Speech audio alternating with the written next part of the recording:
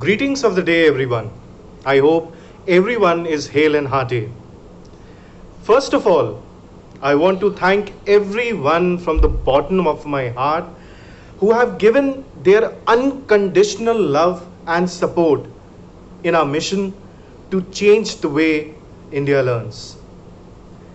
The objective of making this video is to identify the gaps that we have in the edtech space and the solutions I propose as an education enthusiast. First of all, I also want to clarify, I do not want to take any edtech startup's name, whether they are doing good or whether they are doing bad, or this practice is good or this practice is bad, because at the end of the day, the whole gaga about the edtech space is because of the fact that they have popularized edtech to that extent, and people like us are now exploring what beyond. So let us start with some facts. The average income of an Indian, as per many researchers and studies, is rupees 356.30 per day. And the average cost of a live class is 200 rupees. So do you think an average Indian who is earning 356.30 rupees in a day will be able to manage a live class that is costing more than 2/3 of his income? Now, you might have seen jacket bound ads of a renowned edtech startup. Again, as I've said, I'm not going to take names, but you might have seen jacket bound ads of a renowned edtech startup 2-3 days ago in Times of India, indicating that their doubt solving forum is 24/7 and it is going to resolve all your doubts. But a study by KPMG and Google says evidently that 34% of the students still consider doubt solving as a major concern in their learning. Now that brings me to the second point. We have earlier seen celebrities endorsing a lot of things, and we have also candid confessions by celebrities as well that they do not believe in all the products that they endorse.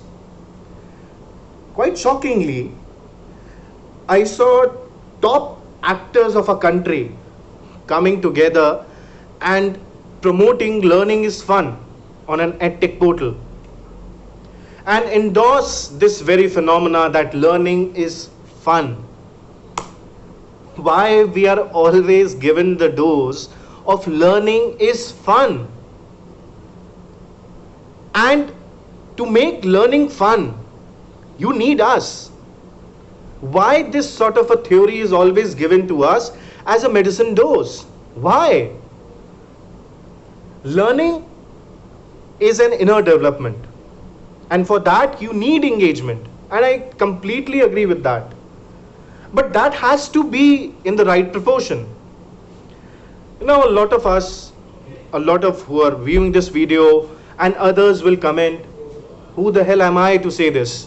Or why I am bringing this up? What business do I have in sort of raising this issue?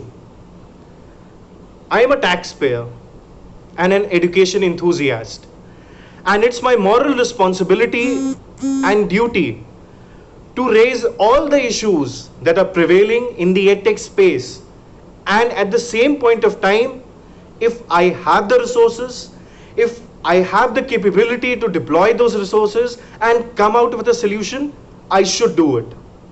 And that is why I'm making this video.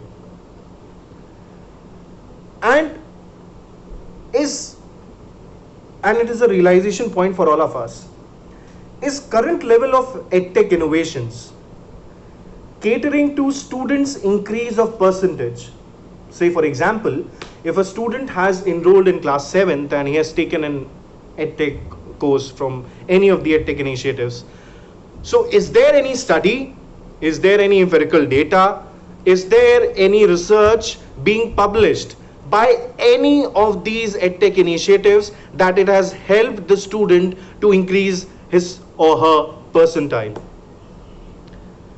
I am an education enthusiast, and to be very honest, for the past 20 days, I'm looking out for various press releases, I'm looking in various ads, I'm looking for all the so-called activities being done by the EdTech initiatives.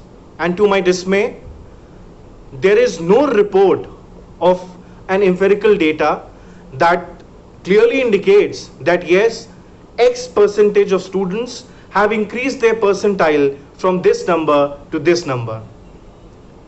I'm aware of testimonials of students being posted on such sites, but is there an empirical data or a data analysis point that is out in the open? It's not.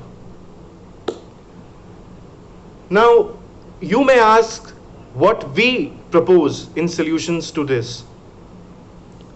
I'll be very candid in this. Still, this is a question mark. Still, we are on research. Still, we are finding resources to optimally use and eventually help the parents and students across the country. But the major factor that is there, we are going to resolve, and we are determined to resolve it ASAP, is doubt solving.